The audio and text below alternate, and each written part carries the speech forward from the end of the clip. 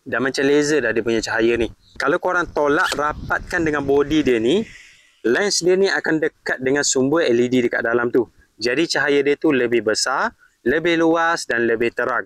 Untuk seluruh benda dekat yang ni memang ngam, cahaya dia ni terang. Jadi setiap kali korang tarik tolak macam ni, saiz cahaya dia tu akan berubah-ubah. Yang ni memang ngam. Sebiji lampu ni korang boleh guna untuk dua situasi. Tak payah nak ada dua lampu. Pakai satu lampu ni je dah boleh pakai untuk dua situasi. Dia ada banyak mood cahaya tau. Kalau korang tekan sekali dia akan terang macam ni. Tekan lagi sekali dia akan malap sikit. Tekan lagi sekali dia akan lebih malap. Tekan lagi sekali dia akan nyala mood kecemasan. Kalau korang pakai bawa ronda malam-malam, kalau ada emergency, pakai je mood ni. Sebiji lampu dekat bahagian depan, sebiji lagi dekat bahagian belakang.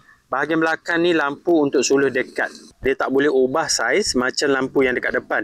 Tapi kalau korang nak suluh dekat, yang belakang ni terang tau. Korang boleh cek lampu torchlight yang padu ni dekat link video.